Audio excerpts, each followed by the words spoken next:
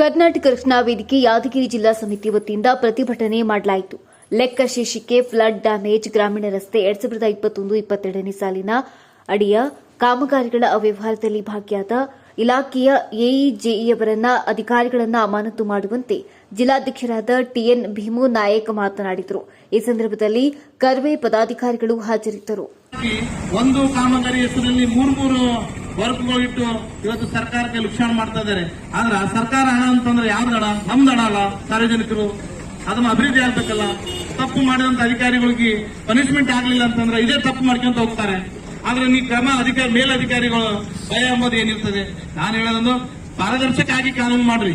ಯಾಕಂತಂದ್ರೆ ಯಾರೇ ಇರ್ಲಿ, ಯಾರೇ ವ್ಯಕ್ತಿ ಇರ್ಲಿ, ಕೆಲಸ ಮಾಡ್ಲಿ, ಹಣ ತಗೋರಿ. ಕೆಲಸ ಮಾಡ್ಲಾರ್ದ ಹಣ ಯಾರೇ ಕೊಡ್ಲಿ, ಯಾರೇ ಗುತ್ತೇದಾರಗಳು ಇರ್ಲಿ, ಯಾರೇ ಅಧಿಕಾರಿಗಳು ಇರ್ಲಿ, ಸಾರ್ವಜನಿಕರ ಹಣ ಏನಾದ್ರೂ ಸರ್ಕಾರದ ಹಣ ಇದೆ ಯಾರು ಕೇಳ. ಹಾಗಾಗಿ ತಪ್ಪು ಮಾಡಿದಂತ ಅಧಿಕಾರಿ ಮ್ಯಾಗಿನ ಕ್ರಮ ತಗೊಳ್ಳೋದಕ್ಕ ಇವತ್ತು ಇಂಥದ್ದಾಗಿದೆ. ಹಾಗಾಗಿ ನಾನು ಜಿಲ್ಲಾ ಪಂಚಾಯತ್ ಸಿಒ ಅವರು ಬರ್ಬೇಕಿಲ್ಲ ಅಂತ ಹೇಳಿದ್ದೆ. ಇವತ್ತು ನೀವು ಬಂದಿದ್ರಿ, ನಾನು ಜಿಲ್ಲಾ ಪಂಚಾಯತ್ ಉಪ ಕಾರ್ಯದರ್ಶಿ ಅವರು ಅಂತ ಹೇಳ್ತಾ ಇದ್ರಿ. ಧನ್ಯವಾದ, ಬಂದಿದ್ರಿ. ನನಗ ಒಂದೇ ಏನಂದ್ರ ಕ್ರಮ ಆಗ್ಬೇಕು. ತಪ್ಪು ಇಷ್ಟು ನಮ್ದು ಉದ್ದೇಶ ಅಷ್ಟೇ, ಪ್ರತಿಭಟನಾ ಉದ್ದೇಶ ತಪ್ಪು ಮಾಡಿದವ್ರ ಮ್ಯಾಗ ಕ್ರಮ ಆಗ್ಬೇಕು. ಯಾಕಂದ್ರೆ ಈಗಾಗಲೇ 2 ತಿಂಗಳಾಗಿದೆ ನೀವು ಸಮಿತಿ ರಚನೆ ಮಾಡಿ. ಆ ಸಮಿತಿ ಕೂಡ ವರದಿ ಕೊಟ್ಟಿಲ್ಲ. ನಾ ಹೇಳ್ತೀನಿ, ಎಲ್ಲಿ ಕಾಮಗಾರಿ ಕೊಟ್ಟಿದ್ದೀವಿ ಆ ಪಟ್ಟಿನೇ ಕೊಟ್ಟಿದ್ದೀವಿ ನಾವು, ಎಲ್ಲೆಲ್ಲಿ ಕಾಮಗಾರಿ ಮಾಡಿದ್ದಾರೆ. ಯಾಕಂತಂದ್ರ ಏನು MP